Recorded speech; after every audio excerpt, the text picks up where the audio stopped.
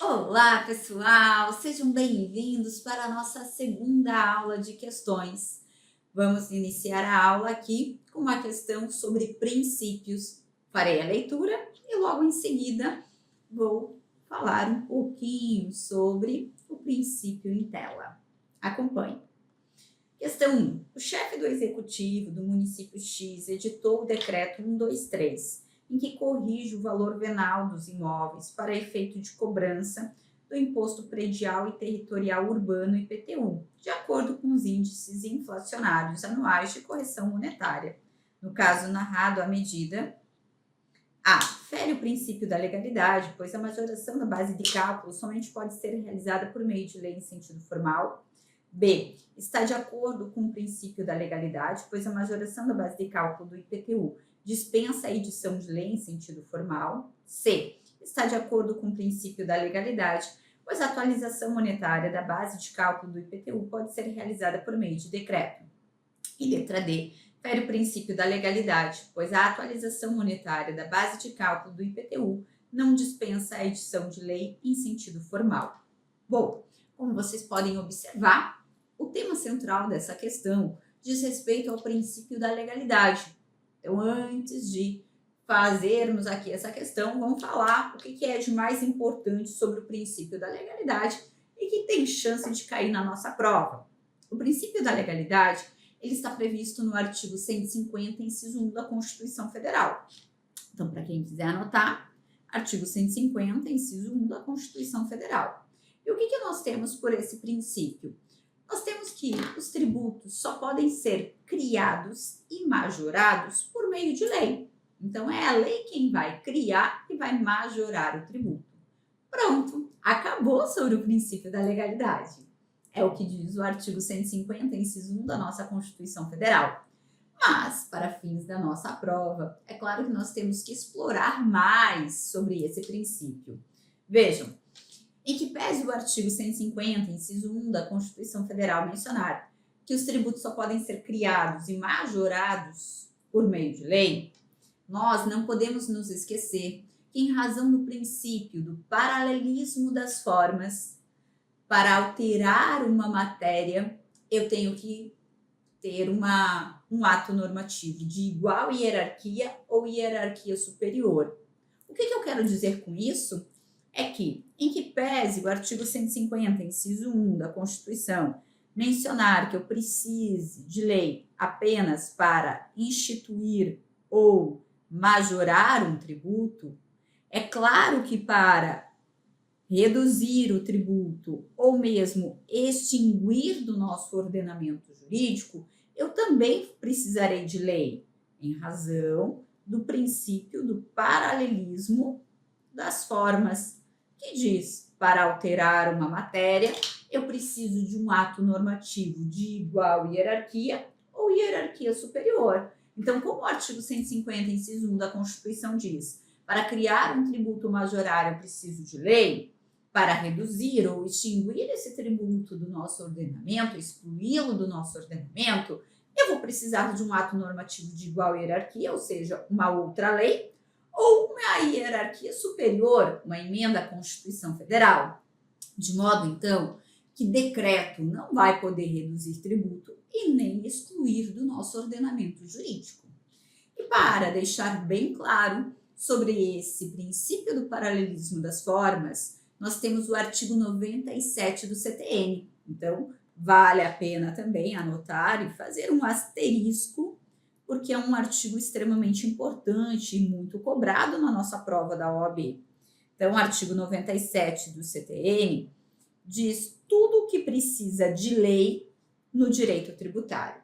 Então, observem, tudo o que precisa de lei em direito tributário está escrito ali no artigo 97 do CTN, de modo que trata-se de um artigo, então, taxativo e não meramente exemplificativo. Assim, só vai precisar de lei em direito tributário o que estiver previsto expressamente no artigo 97 do CTN. E já nos incisos 1 e 2, nós temos que para criar, majorar, reduzir e extinguir tributo, eu preciso de lei. Então, está muito claro aqui. Já que fomos para o artigo 97, eu tenho que saber o que mais que precisa de lei em direito tributário. Precisa de lei para descrever sobre o fato gerador do tributo, sobre a base de cálculo, sobre a alíquota e os contribuintes. Josi, o que é isso? Bom, fato gerador. O que é o fato gerador de um tributo? É a previsão legal sobre a incidência tributária. É aquilo que o legislador foi até o mundo jurídico e escolheu para sofrer a tributação. A exemplo, no IPVA. O que o legislador escolheu para sofrer a incidência do IPVA? Ser proprietário de veículo automotor. Então, esse é o fato gerador. É aquilo que o legislador escolheu para ser hipótese de incidência tributária. Essa escolha tem que estar prevista em lei.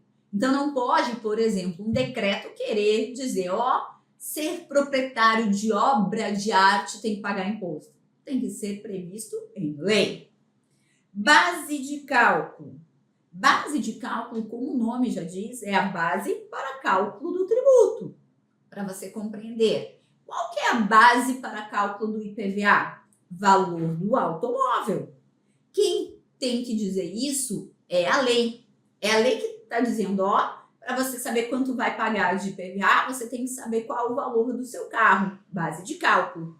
E a alíquota? A alíquota geralmente vem representada em percentagem. Então, quem vai dizer também quanto que eu vou pagar de imposto, de tributo, é a lei. A exemplo, você vai pagar 2% de IPVA. Então, eu vou pegar 2% da base de cálculo, que é o valor do automóvel, e eu sei quanto que eu vou pagar de IPVA. Mas tanto a base de cálculo quanto a alíquota só podem estar previstas em lei. Já o contribuinte é aquele que pratica o fato gerador. No caso do IPVA, é o proprietário do automóvel. Então, quem vai pagar o tributo tem que estar previsto em lei. Não pode o decreto querer escolher quem vai pagar o tributo. Então, até agora já sabemos que depende de lei para criar tributo, para extinguir tributo, para majorar tributo, para reduzir tributo, para definir fato gerador, base de cálculo, alíquota e contribuintes. Além disso, também só pode estar previsto em lei penalidade tributária. Penalidade, você sabe, é multa. Então, a multa tributária só pode estar prevista em lei. Como assim, Josi, multa tributária? Se você deixar de pagar o tributo em dia, você vai pagar uma multa. Multa essa que tem que estar prevista em lei. É a lei que vai dizer, você vai pagar 50% do valor do tributo, já que você não pagou o tributo na data correta. E, para finalizarmos o artigo 97, todas as hipóteses de extinção, exclusão e suspensão do crédito tributário também só podem estar previstos em lei. Então, tudo que extingue o crédito tributário, tudo que exclui o crédito tributário, tudo que suspende a cobrança do crédito tributário, só pode estar previsto em lei. Josi, quais são as hipóteses de extinção, exclusão e suspensão? As hipóteses de extinção do crédito estão no artigo 156 do Código Tributário Nacional. As hipóteses de exclusão estão no artigo 175 do CTN e as hipóteses de suspensão estão no artigo 151 do CTN. Vocês não precisam se preocupar com isso agora, porque nós teremos uma aula, acredito que é a nossa quarta aula, em que eu vou tratar sobre as hipóteses de extinção, exclusão e suspensão do crédito tributário. Por hora, eu preciso apenas que vocês saibam que todas as hipóteses de extinção, exclusão e suspensão só podem estar previstas em lei. E se você já quer adiantar, você é curioso, saiba então que todas as hipóteses de extinção do crédito estão previstas no artigo 156 do CTN. As hipóteses de exclusão estão no 175 do CTN e as hipóteses de suspensão estão no artigo 151 do CTN. Agora sim, tudo que está nesse artigo 97 do CTN só pode ser tratado por meio de lei. Josi, para eu alterar a data de pagamento do tributo, preciso de lei? Não sei. Veja aí, está no artigo 97 do CTN? Não. Então você já sabe a resposta. Não precisa de lei. Para alterar data de pagamento de tributo, não precisa de lei. Por quê? Porque eu só preciso de lei aquilo que o artigo 97 do CTN diz para mim que precisa de lei. E aí, só atenção.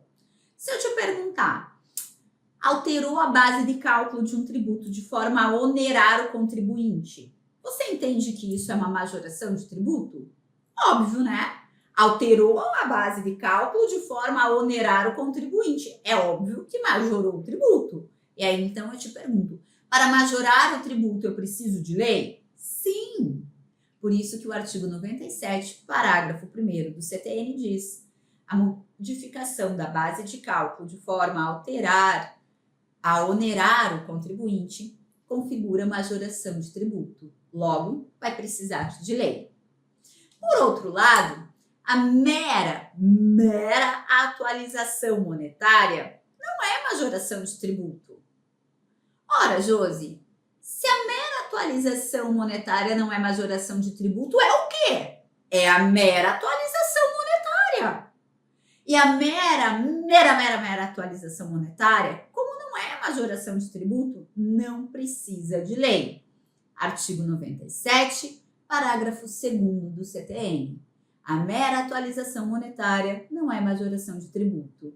Então, se a mera atualização monetária não é majoração de tributo, não precisa de lei. Pode ser por decreto? Pode ser por decreto. Com isso, você já responde essa questão, mas vamos avançar. Cuidado apenas com a súmula 160 do STJ, que diz o seguinte: a atualização monetária com índices superiores aos oficiais não pode ser feita por decreto. Súmula 160 do STJ diz: é defeso, não pode. O decreto realizar a atualização monetária com índices superiores aos oficiais. Aí você vai dizer: ô Josi, você não acabou de dizer que a atualização monetária pode ser por decreto? Atenção, a mera atualização monetária realmente não é majoração de tributo, então pode ser feita por decreto. Mas aquilo que você fala que fez uma atualização monetária, mas utilizou índice superior ao oficial, isso não é mera atualização monetária. Se você utiliza índice superior ao oficial, isso é, na verdade, o quê? Uma majoração disfarçada de tributo. Se é majoração, tem que ser por meio de lei. Então, cuidado com isso na sua prova. Atenção, mera atualização monetária não é majoração de tributo, pode ser feita por decreto. Mas aquilo que falarem que é atualização monetária, mas utiliza índice superior ao oficial, isso não é atualização monetária, é majoração disfarçada. Por isso a súmula 160 do STJ é defeso, não pode por meio de decreto. Foi? E também importantíssimo para a nossa prova, artigo 153, parágrafo 1º da Constituição Federal. O artigo 153, parágrafo 1º da nossa Constituição trata sobre a atenuação do princípio da legalidade. Josi, o que é isso? Atenuação do princípio da legalidade. O artigo 153, acompanhe comigo, diz o seguinte: é facultado ao Poder Executivo alterar alíquotas de 4 tributos. Vamos com calma. Antes de eu falar quais são esses tributos, eu preciso da sua atenção. Poder Executivo não faz lei. Então, você já leu o artigo 153, parágrafo 1º, da seguinte forma: o Poder Executivo, por meio de decreto, pode alterar as alíquotas de 4 tributos. Gente, o que é alterar? É modificar. Você concorda comigo que modificar pode ser tanto para menos quanto para mais? Então, o artigo 153, parágrafo 1º, está dizendo que o Poder Executivo, via decreto, pode alterar, inclusive majorar, as alíquotas de 4 tributos, desde que, é claro, respeitados os limites e condições previstos em lei.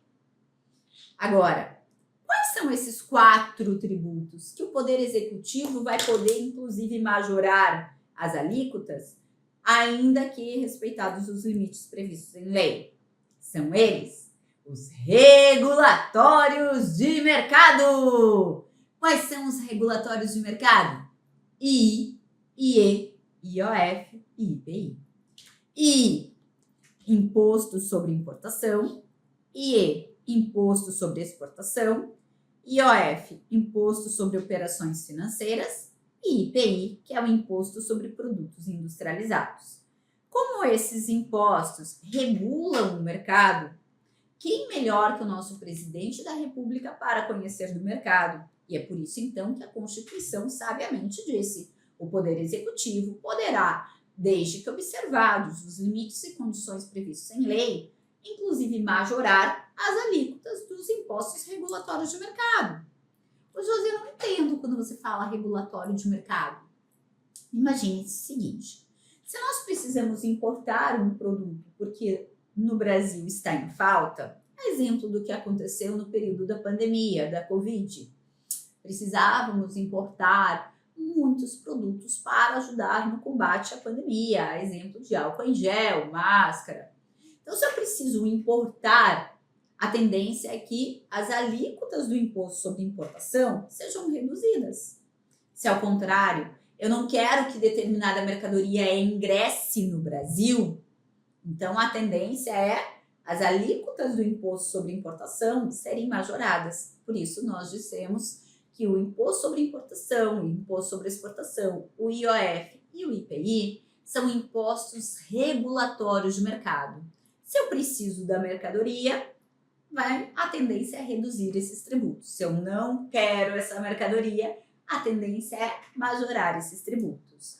E por essa razão, o Poder Executivo, que é quem tem que se conhecer do mercado, ele tem esse poder de, inclusive, majorar as alíquotas do I, IE, IOF e IPI, desde que observados os limites e condições previstos em lei.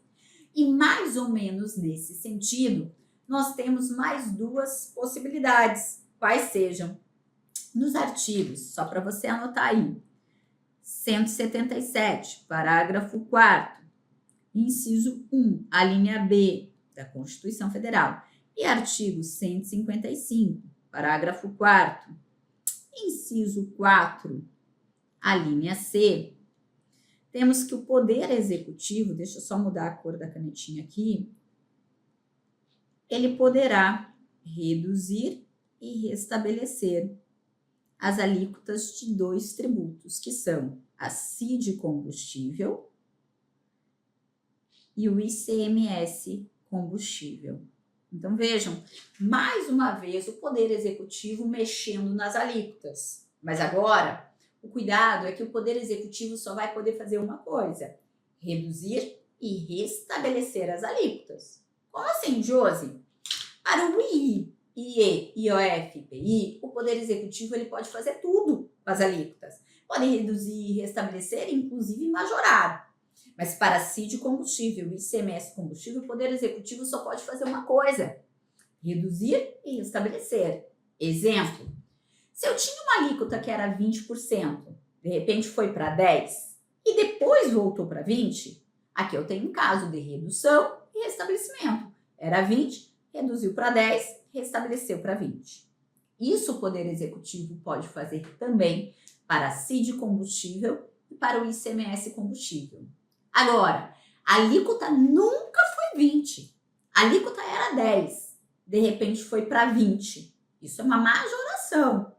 Isso o Poder Executivo, desde que observados os limites e condições previstos em lei, só poderá fazer para 4 tributos. Diga aí para mim quais são esses 4 tributos. II, IE, IOF e IPI. Certo? Agora sim, voltamos lá para a nossa questão. Então, vou ler de novo para você acompanhar. O chefe do executivo do município X editou o decreto. Ok, então circula aqui já para saber que foi um decreto em que corrige o valor venal dos imóveis para efeito de cobrança do imposto predial territorial IPTU, de acordo com os índices inflacionários anuais de correção monetária. Então ele fez uma mera correção monetária. Vamos lá. Se ele fez uma mera correção monetária, fere o princípio da legalidade? Não. Artigo 97, parágrafo 2º do CTN, eu posso fazer via decreto. Está de acordo com o princípio da legalidade, pois a majoração da base de cálculo dispensa. Opa, não é majoração. E letra C, está de acordo com o princípio da legalidade, pois a atualização monetária da base de cálculo do IPTU pode ser realizada por meio de decreto. Perfeito. De acordo com o artigo 97, parágrafo 2º do CTN. Então, a resposta C é a correta. Próxima questão. Vamos lá.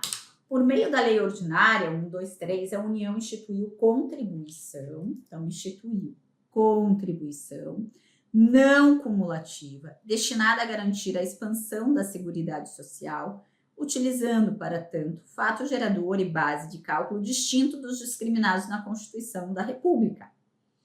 A referida lei foi publicada em 1º de setembro de 2015, com entrada em vigor em 2 de janeiro, determinando o dia 1º de fevereiro no mesmo ano como data de pagamento.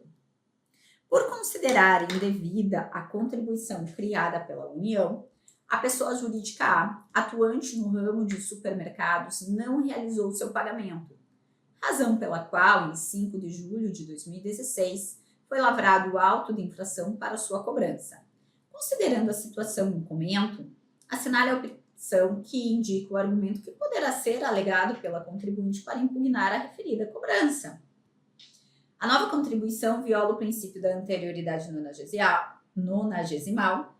Letra B. A nova contribuição viola o princípio da anterioridade anual. Letra C. A nova contribuição somente poderia ser instituída por meio de lei complementar. Letra D. A Constituição da República veda a instituição de contribuições não cumulativas. Bom, essa questão aqui, ela trabalha com 2 temas, na verdade. Tá? Quais sejam? O primeiro é sobre essa contribuição e o segundo é sobre o princípio da anterioridade. Então, vamos primeiramente falar sobre essa contribuição, tá? E depois eu falo sobre o princípio da anterioridade. Trata-se da chamada contribuição residual, que ela tem sido muito cobrada nas provas da FGV, sobretudo em OAB. A contribuição social residual, ela está prevista no artigo 195, parágrafo 4º da nossa Constituição Federal. Então, vamos lá. Para falarmos sobre a contribuição social residual, artigo 195, parágrafo 4º da Constituição Federal. Na verdade, quem assistiu a primeira aula e prestou atenção lá na nossa primeira aula já sabe a resposta aqui, não é? O que nós temos por essa contribuição social residual? O nome já diz muita coisa. Ela é residual, é um resíduo da nossa Constituição Federal. Isso significa dizer que é a possibilidade de ser criada uma nova contribuição social que não está prevista na Constituição Federal. Por isso o nome, contribuição social residual, é um resíduo da nossa Constituição Federal. Mas já que vai ser criada uma nova contribuição social, é claro que devem ser observados requisitos. E são 4 requisitos que devem ser observados para que possa ser criada uma nova contribuição social. Quais são? O primeiro, somente a União é quem pode criar essa contribuição social. Então, somente a União. Segundo requisito, tem que ser por lei complementar. E aí você já sabe disso. Porque na aula passada nós vimos que são 5 tributos que dependem de lei complementar. Lembram-se? É o CGP. Quando você escreve CGP, você se lembra, tá? Que nós temos aqui a contribuição social residual, o empréstimo compulsório, o IGF, que é imposto sobre grandes fortunas, o imposto residual e o imposto novo, que é o imposto sobre a produção, a extração, comercialização e importação de bens e serviços prejudiciais à saúde ou ao meio ambiente. Esses 4 tributos aqui só podem ser criados por lei complementar. Todos os demais não precisam de lei complementar. Todos os demais poderão ser criados por meio de lei ordinária. Mas esses 5 precisam de lei complementar. E a contribuição social residual, e aí é até fácil, você não precisa nem memorizar o CGIP. É só você pensar, gente, já que não tem essa contribuição na Constituição Federal, é claro que ela vai precisar de algo a mais, né? Uma lei complementar para ser aprovada. Porque a lei complementar, para ser aprovada, ela precisa de maioria absoluta, enquanto a lei ordinária basta maioria simples. Então, a contribuição social residual realmente precisa de uma lei complementar. Além disso, para ser criada uma nova contribuição, ela tem que ser não cumulativa. O que é não cumulativo? É poder compensar o que foi pago na cadeia anterior com a cadeia posterior. Não entendi nada, Josi. Exemplo. Se eu já paguei R$10 de tributo na cadeia anterior, a próxima cadeia de venda desse produto, se eu tivesse que pagar R$30 de tributo, sendo ele não cumulativo, eu compenso o que eu já paguei na cadeia anterior com essa cadeia posterior. Então, se na cadeia anterior eu já paguei 10 e nessa eu teria que pagar 30, sendo não cumulativo, eu compenso e vou recolher só a diferença, R$20. E por fim, o quarto e último requisito para ser criada uma contribuição social nova é que, de fato, ela tem que ser nova. Assim, terá que ter fato gerador e base de cálculo diferente das contribuições sociais já existentes. Ué, não é uma contribuição social nova? Então, ela tem que ser nova realmente. Para ser nova realmente, ela terá que ter fato gerador e base de cálculo distinta das contribuições sociais já existentes. Ei, você memorizou? Vamos lá? São 4 requisitos para ser criada uma contribuição social residual. Quais sejam? Só pode ser criada pela União, lei complementar, tem que ser não cumulativa e tem que ter base de cálculo e fato gerador diferente das contribuições sociais já existentes. Com isso, você já consegue até responder aqui, não consegue não? Ó, foi criada, deixa eu pegar aqui, ó. Foi criada por meio de lei ordinária, essa contribuição não cumulativa, destinada a garantir a expansão da Seguridade Social, utilizando fato gerador e base de cálculo distintos, é a contribuição social residual. E ela poderia ter sido criada por lei ordinária? Claro que não, tinha que ser lei complementar. Então, só com isso você já responde a essa questão, tá? A nova contribuição somente poderia ser instituída por meio de lei complementar. Previsão, artigo 195, parágrafo 4º da nossa Constituição Federal. Agora, gente, envolve aqui também o princípio da anterioridade. E nós precisamos saber, porque realmente é um princípio muito cobrado pela nossa prova. Quando nós falamos do princípio da anterioridade, na verdade, são 2 princípios. São eles, princípio da anterioridade do exercício e princípio da anterioridade nonagesimal. Esses princípios estão previstos no artigo 150, inciso 3, alíneas B e C da Constituição Federal. Então, princípios da anterioridade do exercício e princípio da anterioridade nonagesimal. O que esses princípios dizem para nós? Dizem o seguinte: toda vez que um tributo for criado ou majorado, esse tributo só poderá ser cobrado no próximo exercício financeiro e desde que respeitados 90 dias a contar da data da publicação da lei que houver instituído ou majorado o tributo. Vou repetir. Toda vez que um tributo for instituído ou majorado, esse tributo só poderá ser exigido no próximo exercício financeiro. O exercício financeiro coincide com o ano civil. Começa no dia 1º de janeiro e encerra-se no dia 31 de dezembro. Então, dizer que o tributo criado ou majorado só pode ser cobrado no próximo exercício financeiro quer dizer só vai poder ser cobrado no ano seguinte. E desde que respeitados mais de 90 dias a contar da data da publicação da lei que houver instituído ou majorado o tributo. Por que de tudo isso, Josi? Para evitar a surpresa ao nosso contribuinte. Porque quando é criado um tributo ou majorado, você concorda que eu preciso de tempo para me preparar, tanto financeiramente como também psicologicamente. Porque eu vou pagar mais esse tributo. De repente é criado um tributo que não existia, ou majorado um tributo que eu era acostumado a pagar tanto. Então eu preciso de tempo. Qual é o tempo?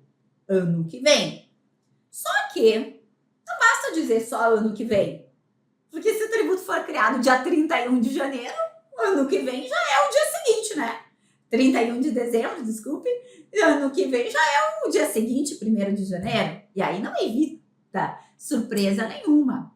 Então, além de respeitar o próximo exercício, eu tenho que verificar se da data da publicação da lei que criou ou majorou o tributo já se passaram mais de 90 dias. Então, exemplo, se em fevereiro de 2023 for criado um tributo, eu posso já cobrar esse tributo em janeiro de 2024? Pode, por quê? Porque respeitou o próximo exercício. E é claro que de fevereiro até janeiro do ano seguinte já se passaram mais de 90 dias, então ok. Agora, e se fosse criado um tributo em dezembro? Vou colocar dia 5 de dezembro de 2023. Será que ele já vai poder ser cobrado em janeiro de 2024? Não! Como não, Josi? Em que pese já ter respeitado o próximo exercício, do dia 5 de dezembro até janeiro não se passaram 90 dias. Então, eu tenho que esperar 90 dias para poder cobrar. Porque a regra é, primeiro, eu tenho que respeitar o próximo exercício. Aí, quando eu chego no próximo exercício, eu olho para trás para ver se já se passaram mais de 90 dias. Certo? Agora, atenção, gente. Esses princípios, como eles visam evitar a surpresa, e aqui, vamos dizer, uma surpresa desagradável para o contribuinte, né? Que é criado um tributo, majorado um tributo, eles só são realmente aplicáveis quando o tributo é criado ou majorado.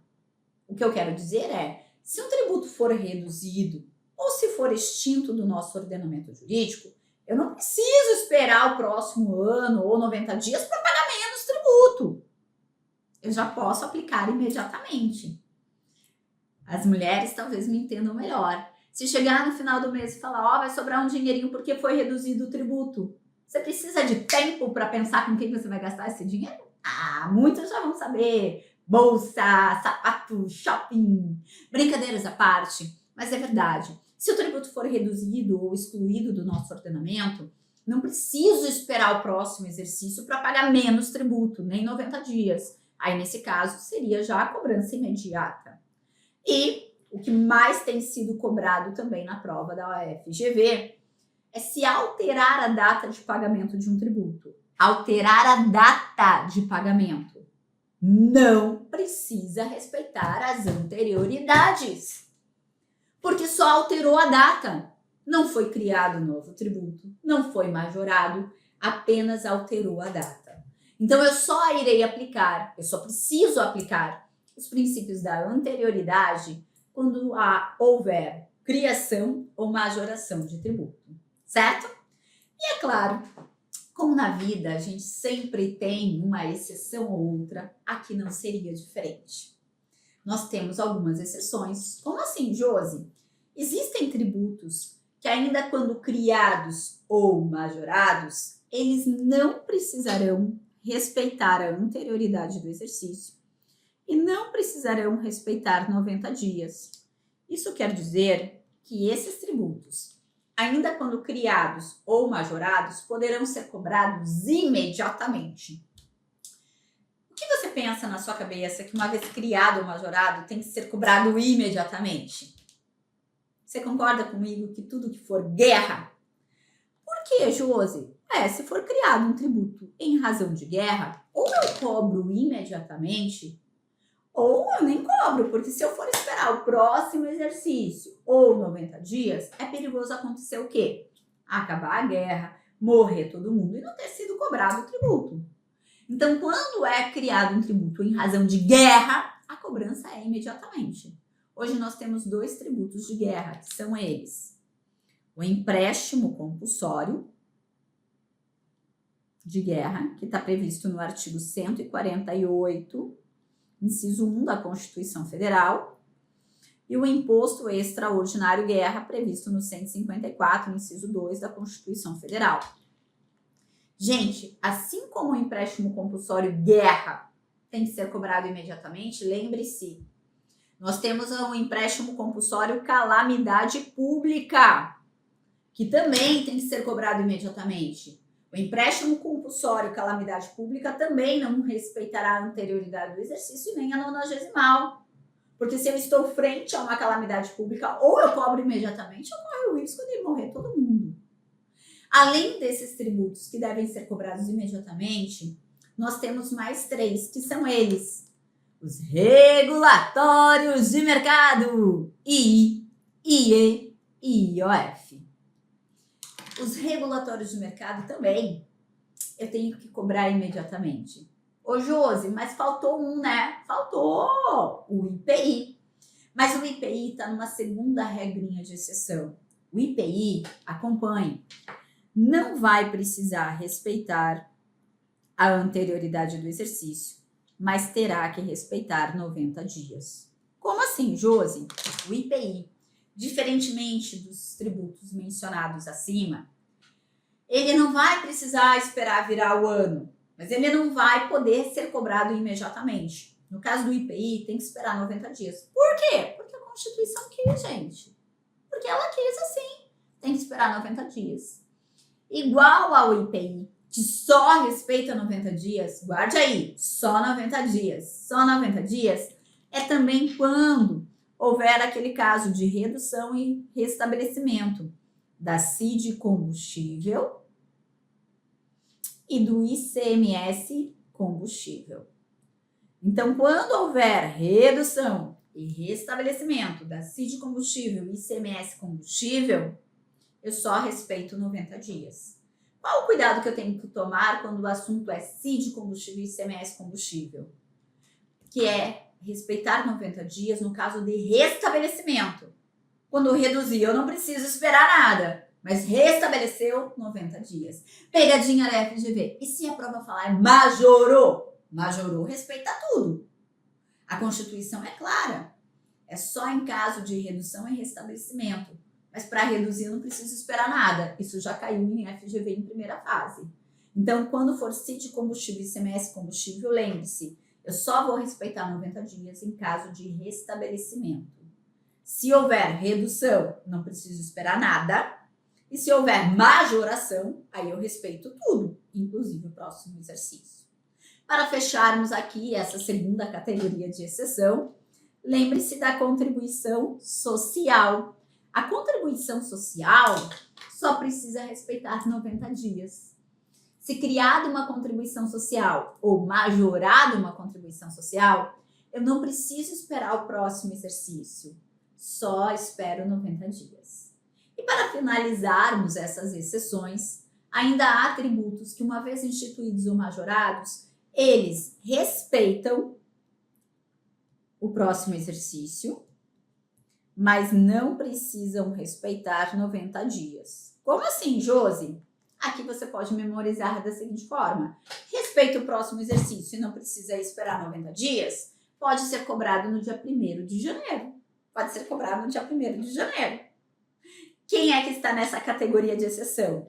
O imposto de renda e quando houver alteração na base de cálculo de IPTU e IPVA. Cuidado que devemos ter aqui. Quando o assunto for IPTU e IPVA, só não vai respeitar 90 dias se a alteração for na base de cálculo. Qual que é hoje a base de cálculo do IPTU? Valor do imóvel. Qual é a base de cálculo do IPVA? Valor do automóvel. Se mudar essa base de cálculo, aí eu não preciso respeitar 90 dias. Qual que é a pegadinha da FGV? A prova vai dizer, mudou a alíquota. De 2% foi para 3%, de 3% foi para 4%. Aí respeita tudo. Respeita o próximo exercício, respeita 90 dias. Porque a Constituição diz que só não respeita 90 dias, no caso do IPTU e do IPVA, se a alteração for na base de cálculo. Já com relação ao imposto de renda, pode mudar qualquer coisa. No imposto de renda pode mudar a base de cálculo, pode mudar a alíquota, que não vai respeitar 90 dias. Certo? Josi, como é que eu vou guardar isso? A minha dica é, pense que para cada exceção aqui, categoria de exceção, nós temos 4 exceções. Veja, mentaliza assim, que eu vou cobrar imediatamente, que não respeita nada. Tudo que for guerra, I, IE, IOF. 4. Vai, fala comigo para você memorizar. Que eu vou cobrar imediatamente, tudo que for guerra, I, IE, IOF. Agora, só respeita 90 dias, só 90 dias. IPI, CID combustível, ICMS, combustível e contribuição social, só 90 dias, só 90 dias. IPI, CID combustível, ICMS, combustível e contribuição social, só 90 dias, só 90 dias. E a última exceção é, respeita o próximo exercício, mas não respeita 90 dias. Imposto de renda e conta base de cálculo. E base de cálculo de IPTU e IPVA. Fechamos 4. Então, diga aí, só respeita o próximo exercício. IR, base de cálculo de IPTU e IPVA. Foi? Então, passamos para o próximo bloco para finalizarmos aqui a correção dessas questões. Estou te esperando no próximo bloco, não saia daí.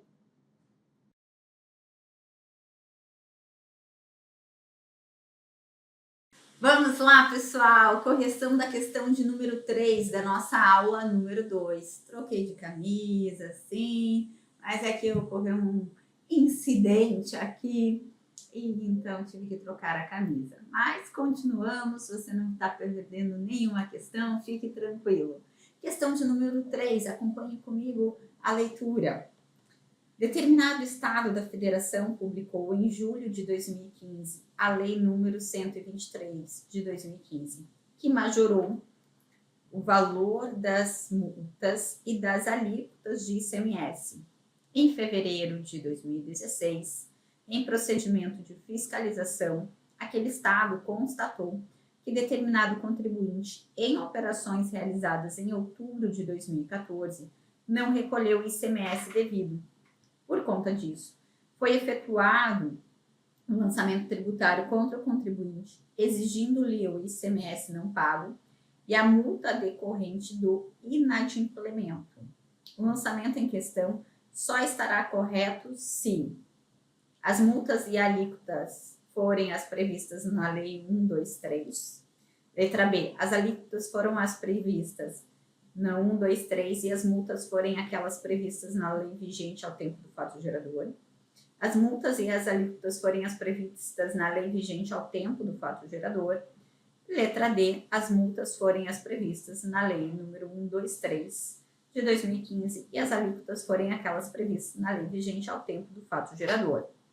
Bom, pessoal, aqui nós já vamos trabalhar com outro princípio que também é muito cobrado na nossa prova da FGV, sobretudo em primeira fase, que diz respeito ao princípio da irretroatividade. O princípio da irretroatividade, ele está previsto, para quem quiser anotar, no artigo 150, inciso 3, a linha A da Constituição Federal. E o que nós temos por esse princípio? Nós temos que a lei tributária, ela só vale daqui para frente. Ela não pode alcançar fatos pretéritos, porque a lei tributária é irretroativa. Então, guarde, a lei tributária, ela vale daqui para frente. Ela não pode alcançar fatos pretéritos, porque ela é irretroativa. Bom, quando nós dizemos, então, que a lei tributária é irretroativa, sabemos que a lei vale daqui para frente, nunca podendo retroagir. Ocorre, como você já está se acostumando, que no direito tributário, assim como na nossa vida, sempre tem uma exceção ou outra. E aqui não é diferente. Existem, no entanto, 3 situações que a lei tributária poderá retroagir, ou seja, existem 3 situações em que a lei tributária poderá voltar e ser aplicada para o passado. Mas a regra é que a lei tributária é irretroativa. Quais são essas exceções? Quais são essas 3 possibilidades que a lei tributária poderá retroagir para alcançar fatos pretéritos? A primeira possibilidade está presente no artigo 106 do nosso CTN, inciso 1. Poderá retroagir a lei que for expressamente interpretativa e desde que não culmine penalidade. Então, a primeira possibilidade da lei tributária retroagir é quando se tratar de uma lei expressamente interpretativa, mas desde que não culmine penalidade. Josi, o que é uma lei interpretativa? A lei interpretativa é aquela que vem definindo o alcance e o conteúdo de uma lei anterior. Se nós tivermos, portanto, uma lei interpretativa que está definindo o conceito, o conteúdo de uma lei anterior, desde que não culmine em penalidade, essa lei poderá retroagir. Então, primeira exceção. Segunda exceção, que permite a lei tributária retroagir no tempo. A segunda exceção também está no artigo 106, incisos 2 e 3 do nosso CTN. E aqui temos que tomar um cuidado. A lei só poderá retroagir quando se tratar de um ato não definitivamente julgado. Então, quando se tratar de um ato não definitivamente julgado e a lei excluir infrações ou reduzir penalidades. Então, aqui, muito cuidado para não confundir. E, na verdade, essa é a segunda possibilidade de retroagir, é a mais cobrada na FGV. Então, veja, essa segunda possibilidade diz, para que a lei possa retroagir, primeiro, deve se tratar de um ato não definitivamente julgado. Então, a primeira coisa que nós teremos que observar é se trata-se de um ato não definitivamente julgado. Em segundo lugar, ainda que se tratar de um ato não definitivamente julgado, não é qualquer lei que poderá retroagir, mas a lei que excluir infrações ou reduzir penalidade. Penalidade em direito tributário é multa. Então, a lei que reduzir a multa, desde que se trate de um ato não definitivamente julgado, essa lei poderá retroagir. Vamos para um exemplo clássico da FGV, que ela acaba só mudando ali um tributo, a data, mas em essência é o que acaba sempre caindo na nossa prova. Vamos imaginar que em 2020, a alíquota do ICMS era de 10% e a multa pelo inadimplemento era de 30%. Determinado contribuinte deixou de pagar o ICMS na data correta, por entender que era indevido, e ele está discutindo, ele fala, não é devido, aí vem o fisco e diz, é devido. Eis que em 2024 tem-se uma nova lei referente ao ICMS, mas que reduz o ICMS para 5%. e reduz a multa também para 15%. Digamos que o nosso contribuinte é condenado a pagar esse ICMS. A pergunta que se faz é, tendo em vista que ele foi condenado a pagar o ICMS, ele perdeu a disputa, ele vai recolher agora com base na nova lei? A nova lei diz, 5% e multa de 15%. Essa nova lei poderá retroagir só uma parte dela. Qual? A que reduziu a multa. Poxa, Josi, mas reduziu o tributo, é super legal para o contribuinte. Eu sei, mas guarde. Via de regra, a lei tributária não pode retroagir. Via de regra, a lei vale daqui para frente. Ah, mas reduziu o tributo, não importa. A lei só vai poder retroagir nas exceções. A primeira exceção diz o quê? Quando for uma lei expressamente interpretativa, desde que não combine penalidade. A segunda exceção é, em se tratando de um ato não definitivamente julgado, é o caso, a lei excluir infrações ou reduzir a penalidade. Então, nessa parte que reduziu a penalidade, a lei poderá retroagir. Mas essa, ainda que reduziu o tributo, não pode. Aliás, o que vale é a redação do caput do artigo 144 do nosso CTN, que diz: a lei tributária que se aplica é a lei vigente à época da ocorrência do fato gerador, ainda que posteriormente modificada ou revogada. Então, qual é a lei que eu vou aplicar? A vigente à época da ocorrência do fato gerador, ainda que posteriormente modificada ou revogada, porque essa é a regra. A lei tributária só vale daqui para frente, então eu sempre aplico a lei vigente à época da ocorrência do fato gerador. Exceção, quando se tratar de uma lei expressamente interpretativa, desde que não combine penalidade. Segunda exceção, em se tratando de um ato não definitivamente julgado, aquela lei que excluir infrações ou reduzir penalidade.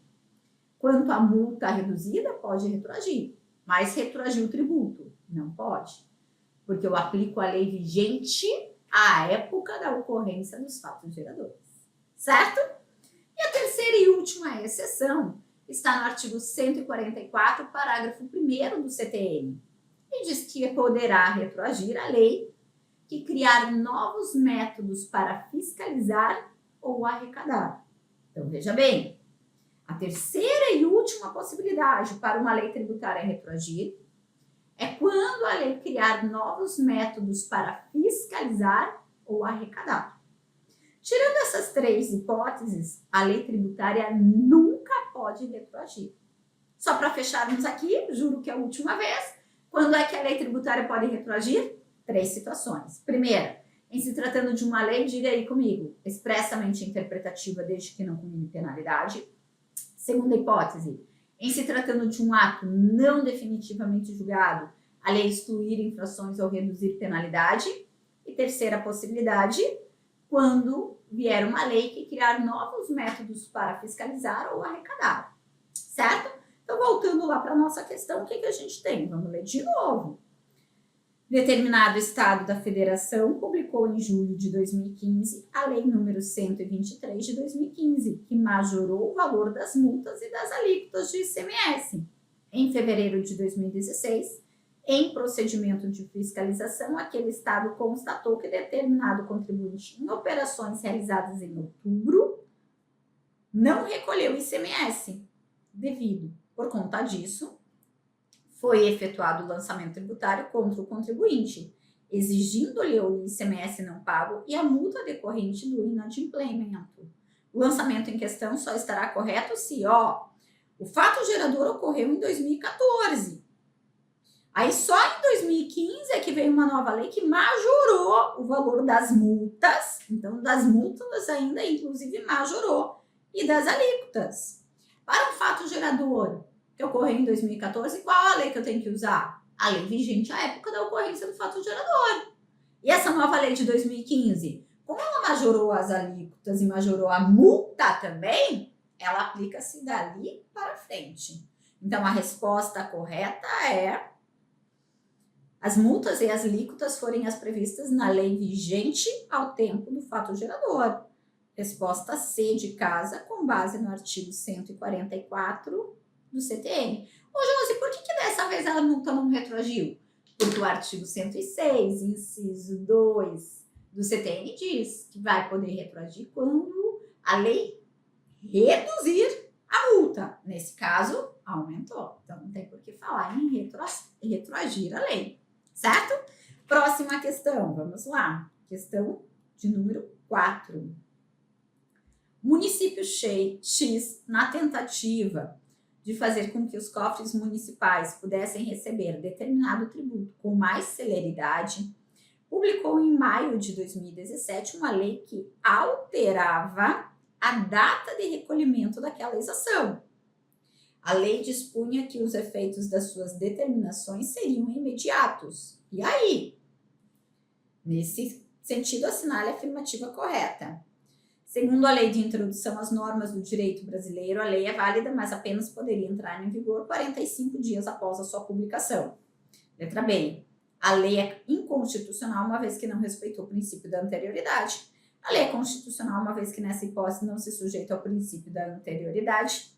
A lei é válida, mas só poderia vigorar 90 dias após a sua publicação. Nós já vimos aqui sobre o princípio da anterioridade. E eu só preciso utilizar os princípios das anterioridades, tanto do exercício como nonagesimal, quando? Quando se tratar de instituição ou majoração de tributo.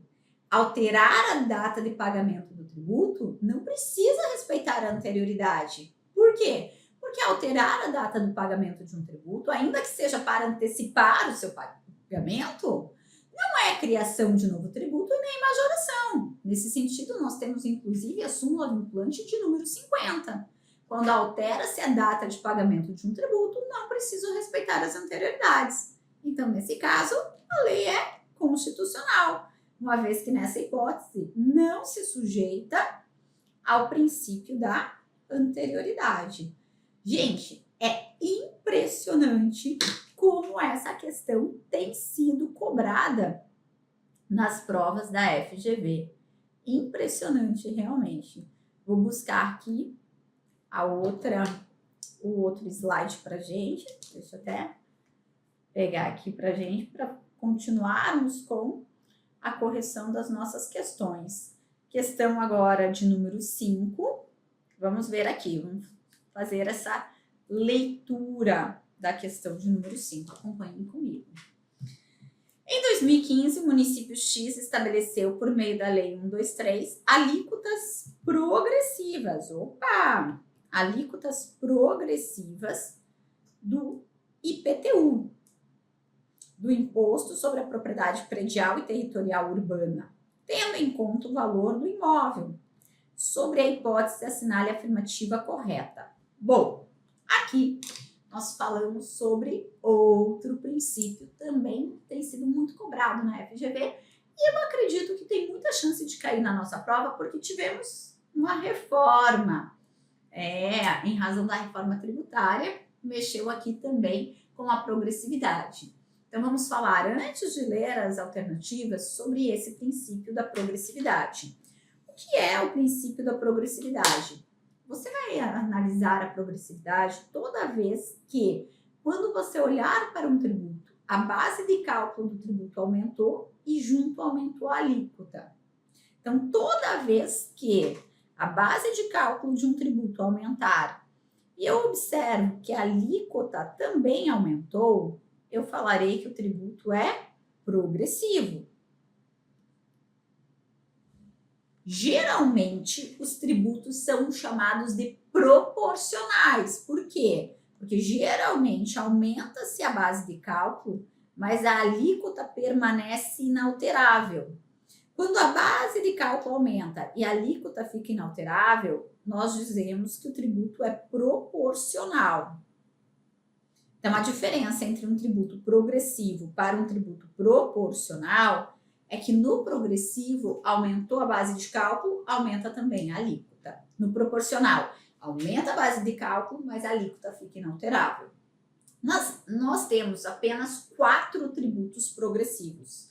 Aliás, 4 impostos progressivos, que são eles: o imposto de renda, o ITR, o IPTU e o ITCMD.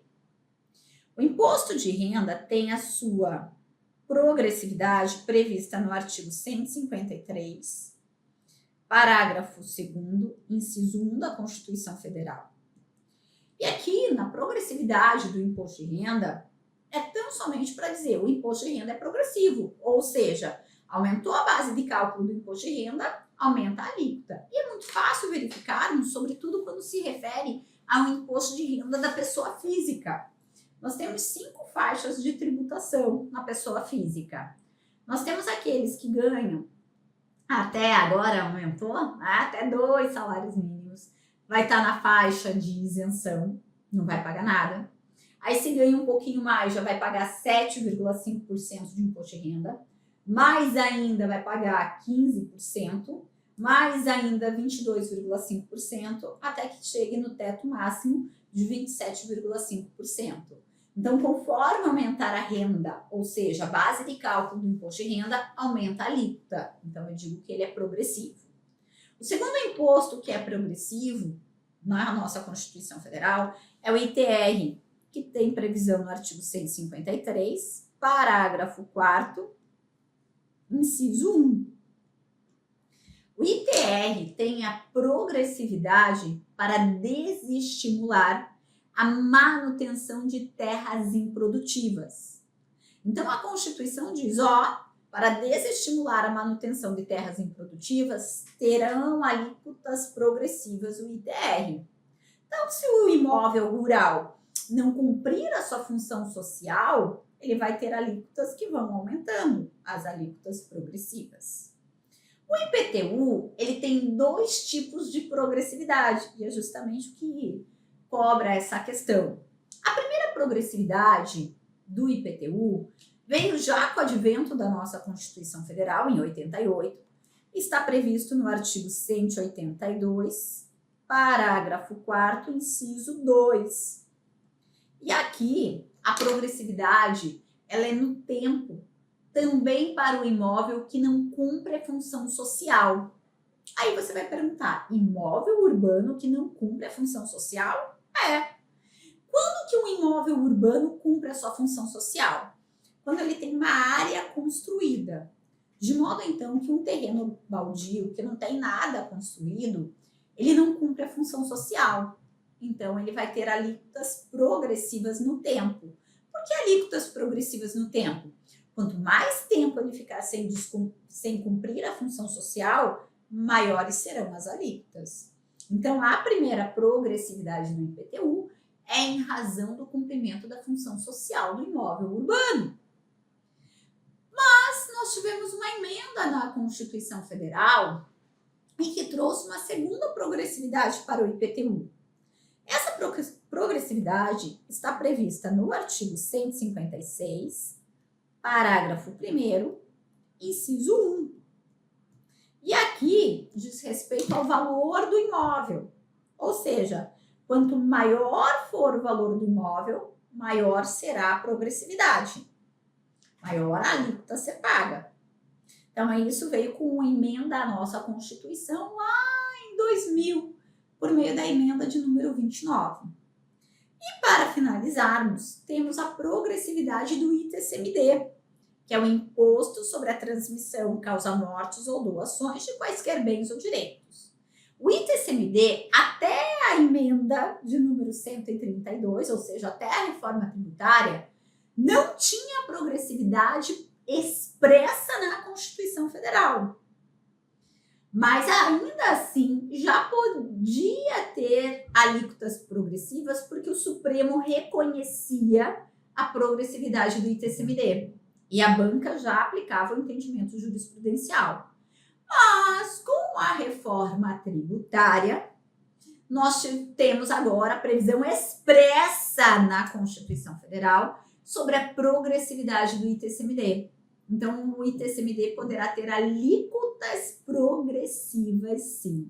Então, isso é uma novidade do ponto de vista de texto constitucional. Já se valia na prática de alíquotas progressivas, mas agora há previsão na nossa Constituição Federal. Então, por isso, eu acredito que tem muita chance de aparecer na nossa prova. Só para fecharmos a questão, então, nós temos aqui a alíquota progressiva do IPTU, assinale a afirmativa correta. Letra A. A lei é inconstitucional, pois a Constituição da República admite alíquotas progressivas do IPTU apenas se destinadas a assegurar o cumprimento de função social da propriedade. Não, hoje a gente já tem dois tipos de progressividade do IPTU, tanto para cumprir a função social do imóvel urbano, como também em razão do valor do imóvel. Então, errada a letra A. Letra B, é inconstitucional, pois viola o princípio da isonomia? Não, admite-se.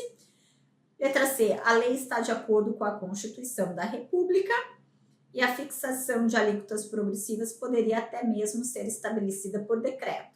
Ó, a primeira parte está correta, mas a segunda é errada, né? E letra D, a lei está de acordo com a Constituição da República, que estabelece a possibilidade do IPTU ser progressivo em razão do valor do imóvel. Perfeito. Letra D está correta. Eu não posso admitir, a letra C está errada, porque eu não posso admitir que decreto majore a alíquota. A gente viu isso também na nossa aula ao resolvermos questões. Então, a questão 5 ficou como letra correta, a letra D de dado. Próxima questão, vamos lá para a nossa questão de número 6. O que temos aqui? O reitor de uma faculdade privada, sem fins lucrativos, cujas receitas, inclusive seus eventuais superávites, são integralmente reinvestidas no estabelecimento de ensino, deseja saber se está correta a cobrança de impostos efetuada pelo fisco, que negou a pretendida imunidade tributária sob o argumento de que a instituição de ensino privada oferia lucros. Na hipótese sobre a atuação do fisco, assinale a afirmativa correta. Antes de analisarmos as alternativas, vamos trabalhar com o tema central dessa questão, que é imunidade tributária. Imunidade é um tema muito recorrente na nossa prova da FGV, sobretudo na primeira fase. Então, vale a pena nos debruçarmos aqui sobre imunidade. A imunidade, a grosso modo, para você compreender, para a prova da OAB é o suficiente, corresponde a uma dispensa constitucional do dever de pagar o tributo. A imunidade é quando a Constituição Federal diz para eu não pagar o tributo. Josi, é a mesma coisa que isenção? Não, não e não. Imunidade está na Constituição Federal. E a isenção decorre de lei.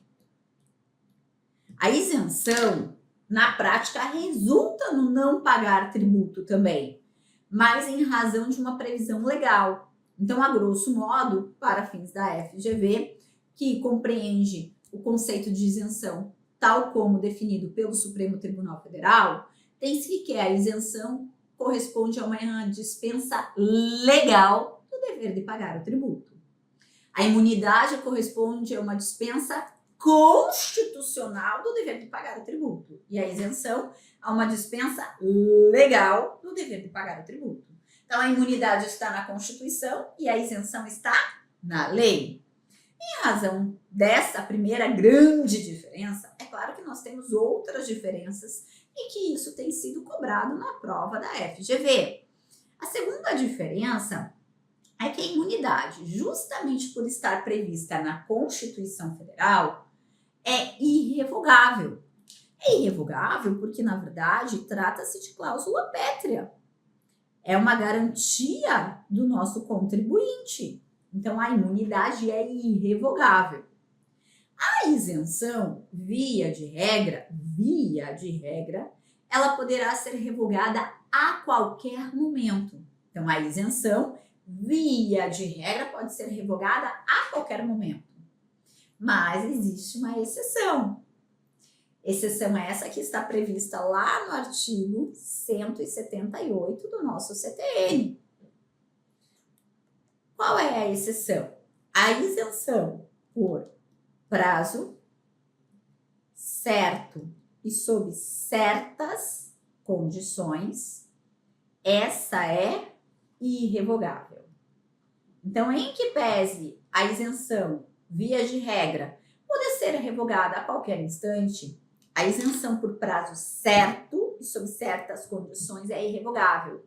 Nesse sentido, tem-se inclusive a súmula de número 544 do Supremo Tribunal Federal, que diz que essa isenção, chamada de isenção onerosa, porque é por prazo certo e sob certas condições, ela é irrevogável. Josi, como assim uma isenção por prazo certo sob certas condições? Imagine que a lei diz, durante 10 anos você não vai ter que pagar determinado tributo, mas desde que você tenha 50 funcionários em sua empresa que sejam portadores de uma determinada deficiência. Então, é uma isenção por prazo certo e sob certas condições. Essa é irrevogável. Todas as demais podem ser revogadas a qualquer momento, mas essa por prazo certo, sob certas condições, é irrevogável. E uma terceira grande diferença entre imunidade e isenção é que quando eu estou frente a uma imunidade tributária, eu posso me valer de todos os métodos de interpretação. Então, frente a uma imunidade, podemos nos valer de todos os métodos de interpretação. Já quando estou frente a uma isenção, só posso me valer da interpretação literal. O que é mesmo uma interpretação literal? É aquela que eu olho para a lei e eu interpreto exatamente como está escrito na lei. Então, a imunidade, eu posso me valer de todos os métodos de interpretação. O literal, o histórico, o sistemático, o ampliativo, o restritivo. Mas na isenção, eu só posso me valer do método literal, certo? Gente, sobre imunidade, porque voltando para a nossa questão de número 6, a imunidade, como eu te disse, ela está prevista na Constituição Federal. E nesse sentido, nós dividimos as imunidades em 2 segmentos. Chamamos de imunidades específicas e imunidades genéricas. O que é uma imunidade específica? Como o próprio nome já diz, é uma imunidade específica de determinado tributo. É quando a Constituição diz, não vai incidir aquele tributo. Exemplo, não incide ICMS sobre mercadorias e serviços destinados ao exterior. Tá vendo? É aquele tributo que não vai incidir. As imunidades genéricas, essas estão previstas no artigo 150, inciso 6 da nossa Constituição Federal. E o cuidado que nós temos que tomar aqui é que quem está no artigo 150, inciso 6, na verdade, só não vai pagar impostos. Então, a imunidade é só para impostos. Logo, a pessoa que está no artigo 150, inciso 6, vai ter que pagar as demais espécies tributárias, ou seja, taxas, contribuições de melhoria, contribuições, empréstimo compulsório. Porque quem está na imunidade genérica só não paga impostos. A imunidade se refere a impostos. Na específica, não. A específica pode ser com relação a qualquer espécie tributária, desde que haja previsão na Constituição Federal. Tem imunidade de taxa, tem imunidade de contribuição social, de contribuição de intervenção no domínio econômico. Agora, quando eu falo de imunidade genérica, que está lá no artigo 150, inciso 6, a pessoa só tem imunidade de impostos, só não vai pagar impostos, mas terá que pagar todas as demais espécies tributárias. Gente, quais são essas imunidades aqui? Para resolvermos a questão de número 6. A imunidade que se refere à questão de número 6 é a chamada imunidade subjetiva,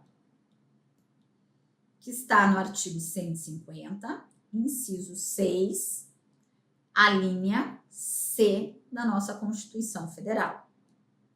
E o que eu tenho aqui? Imunidade subjetiva é de sujeito. Então, são 4 pessoas que têm sorte na vida de não pagar imposto. Por que eu digo que tem sorte na vida? Porque quando você escreve sorte na sua prova, tá? Você já vê aqui a imunidade. E aí só faltou a última imunidade, que está na linha E, que é a imunidade de CDs e DVDs de artistas nacionais. Então, hoje, CDs e DVDs de artistas nacionais não pagam impostos. Quando eu escrevo sorte, além de me trazer sorte da prova, eu tenho aqui as outras 4 imunidades do artigo 150, inciso 6. E a imunidade subjetiva está aqui, justamente no nosso S de sorte. Subjetiva. Então, a pessoa tem sorte de não pagar imposto. Quais são essas pessoas que têm sorte de não pagar imposto? São elas, as entidades de assistência social sem fins lucrativos, as entidades de educação sem fins lucrativos, partidos políticos e suas fundações e o Sindicato dos Trabalhadores. Então, essas são as pessoas que têm sorte na vida de não pagar imposto. Vejam, para que essas pessoas, no entanto, tenham imunidade, ou seja, não paguem impostos, elas terão que cumprir 3 requisitos que estão no artigo 14 do Código Tributário Nacional. Então, só para você repetir aqui comigo. Quais são essas pessoas que têm imunidade? Entidade de assistência social sem fins lucrativos, entidade de educação sem fins lucrativos, partidos políticos e suas fundações e sindicato dos trabalhadores. E essas 4 pessoas terão imunidade se cumprirem 3 requisitos, quais sejam: não distribuir lucros, não remeter valores ao exterior e manter os livros contábeis em dia. Então, essas 4 pessoas, entidade de assistência social sem fins lucrativos, entidade de educação sem fins lucrativos, partidos políticos e suas fundações e sindicato dos trabalhadores, terão imunidade se não distribuírem lucros, não remeterem valores ao exterior e manterem os livros contábeis em dia. Certo? Gente, às vezes, falar que a entidade de educação cobra uma mensalidade não quer dizer que ela vai perder a imunidade. Porque o fato de cobrar a mensalidade, por si só, não faz perder a imunidade. O que faz ela perder a imunidade?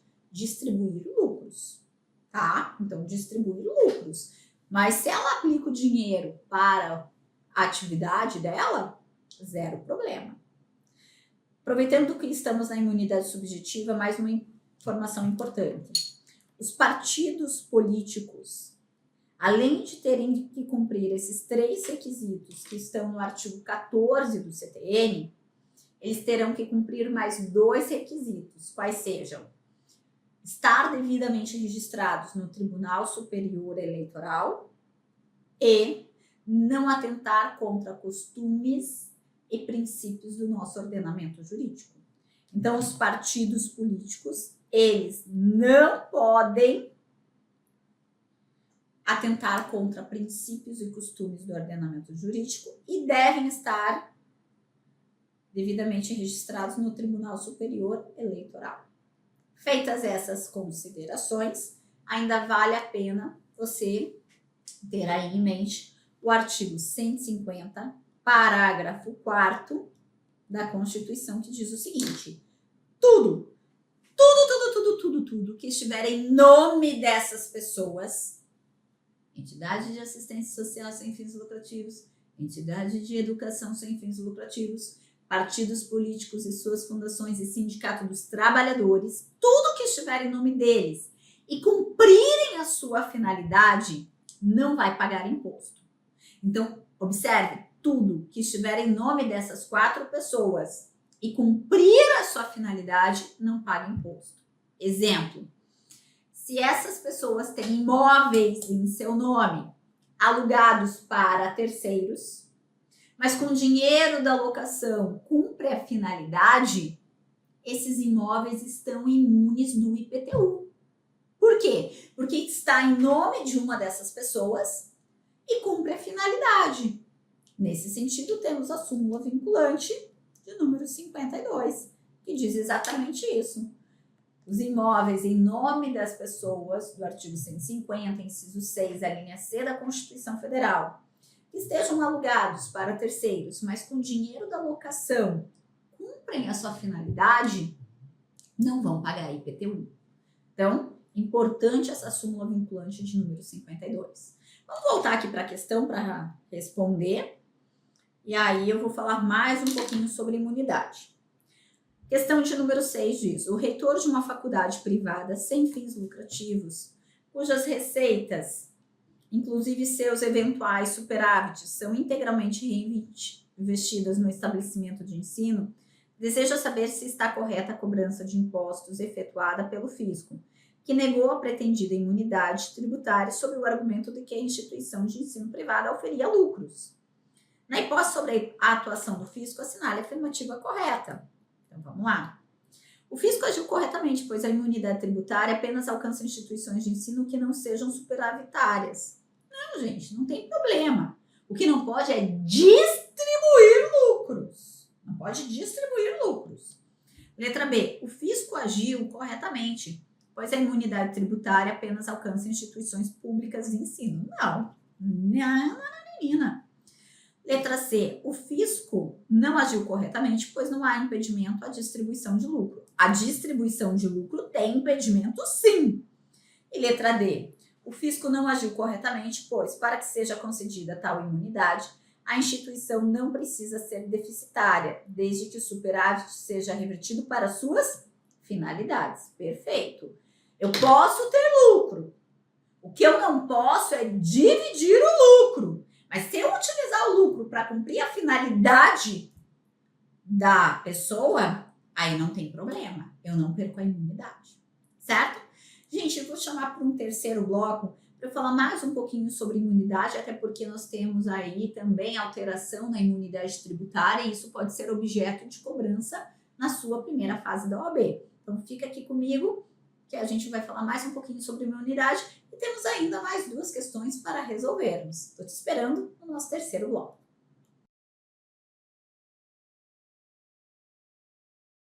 Vamos lá, queridos. Ainda mais um pouquinho sobre imunidade tributária, com base na reforma tributária, nas alterações para que vocês possam acertar qualquer questão referente à imunidade.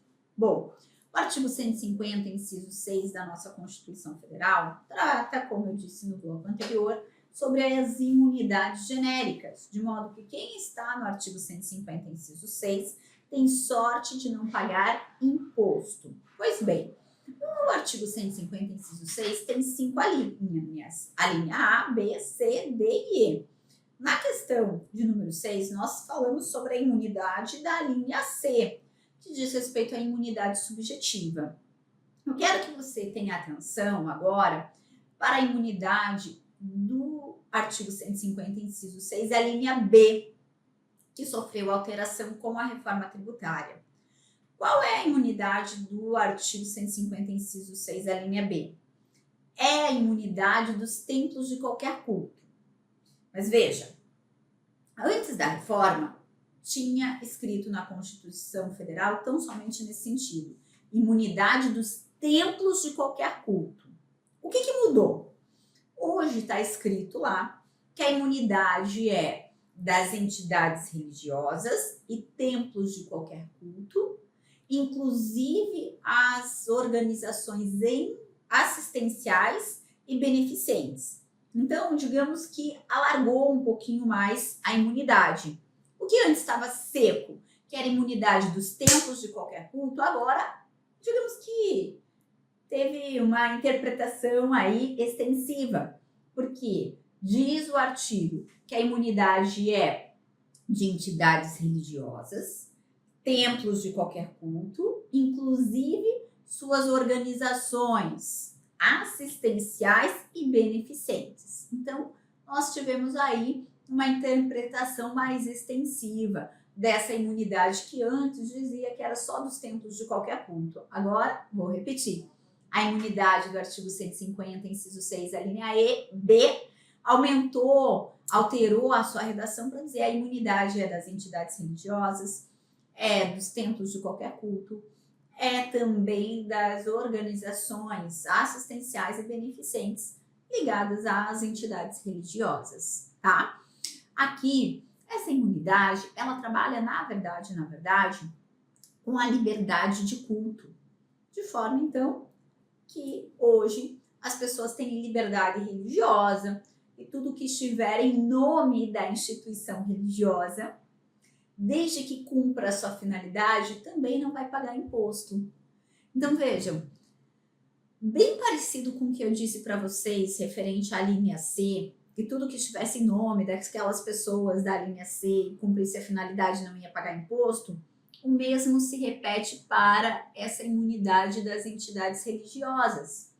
O artigo 150, parágrafo 4º da Constituição Federal diz: tudo que estiver em nome das entidades religiosas, bem como nos templos de qualquer culto, as suas atividades, organizações assistenciais e beneficentes, desde que cumpra a sua finalidade, não vai pagar imposto. Assim, se a igreja tiver imóveis que ela alugue para terceiros, mas com o dinheiro da locação ela cumpra suas finalidades, esses imóveis também não vão pagar IPTU, porque está em nome da igreja e cumpre sua finalidade.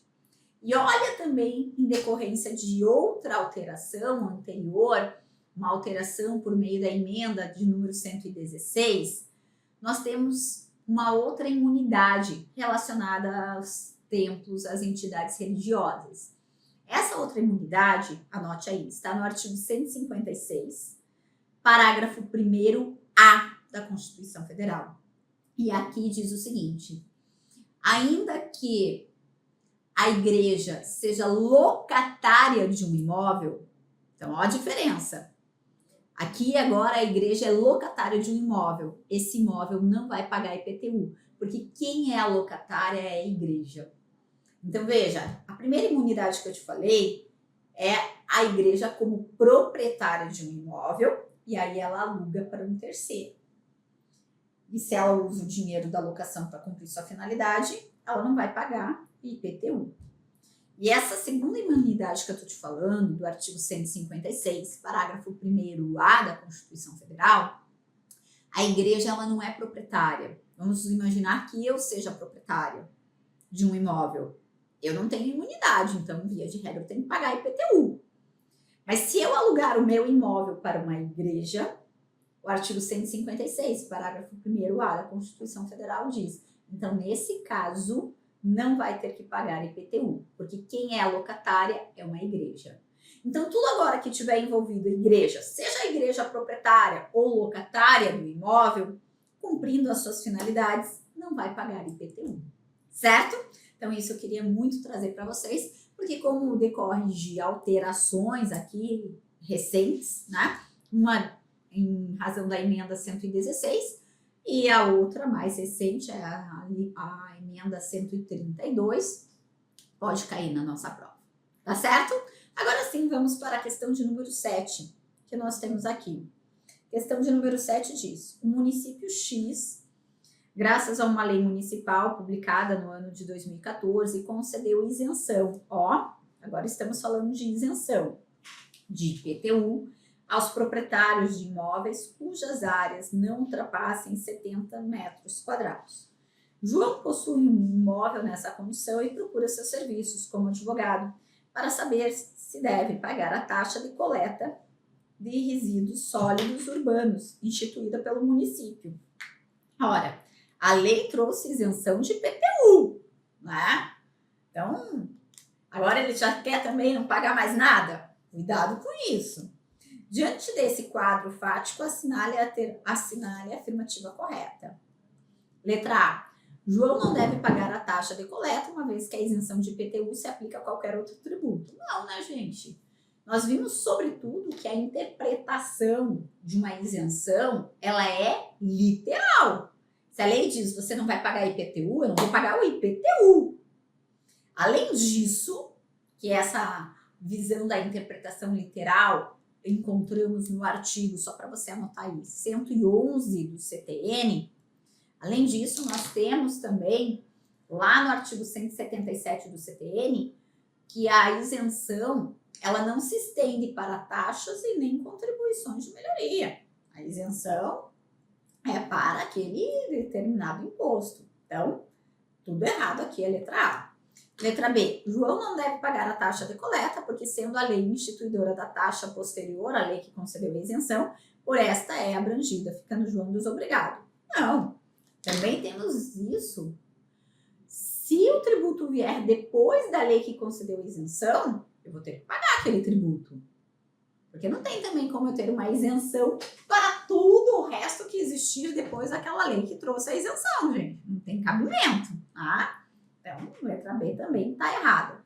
Letra C. João deve pagar a taxa de coleta, porque a isenção só é extensiva às contribuições instituídas pelo município. Não, não é extensiva. João deve pagar a taxa de coleta, porque, salvo disposição de lei contrário, a isenção não é extensiva às taxas. Verdadeira. Letra D está corretíssima. E última questão, vamos lá para a nossa última questão de número 8. O Estado Y lavrou auto de infração em face da pessoa jurídica para cobrança de créditos de impostos sobre o ICMS decorrentes da produção e venda de livros eletrônicos. Opa! Livros eletrônicos. Adicionalmente aos créditos de ICMS, o Estado Y cobrou o pagamento de multa em decorrência do descumprimento de obrigação acessória legalmente prevista. Tendo isso em vista, assinale a afirmativa correta. Bom, vamos primeiro falar aqui sobre livros eletrônicos.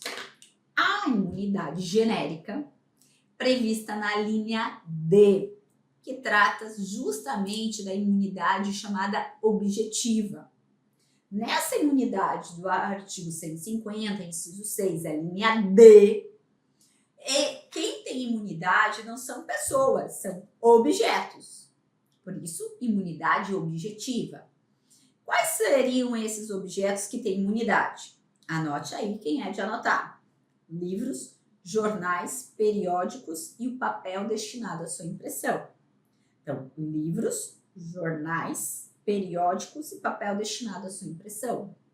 Então, esses são os objetos que gozam de imunidade. Quando nós falamos de imunidade de livros, a primeira pergunta que se faz é: quais são esses livros que têm imunidade? São todos os livros que tenham transmissão de pensamentos e ideias formalmente originadas. Então, o livro que tiver transmissão de pensamento e ideias formalmente originadas tem imunidade. Só não vai ter imunidade aquele livro que não tenha nada escrito. Livro em branco. A exemplo, livro caixa, que muito se utiliza na contabilidade, que de um lado coloca a receita, do outro lado coloca as despesas. Ou ainda, aquele chamado livro ponto, que algumas pessoas, quando chegam em seus locais de trabalho, têm que assinar. O livro, quando não tem nada escrito, aí não tem imunidade. Mas se tiver transmissão de pensamento e ideias formalmente originadas, tem imunidade. Exemplo, muito se discutiu no passado e já caiu em pegadinha de FGV se álbum de figurinha tem imunidade. O Supremo Tribunal Federal já julgou e entendeu que o álbum de figurinha é o primeiro livro feito para criança, pedagogicamente feito para criança, e por isso tem imunidade tributária, porque é o primeiro contato da criança com esse mundo da informação, da cultura, da educação.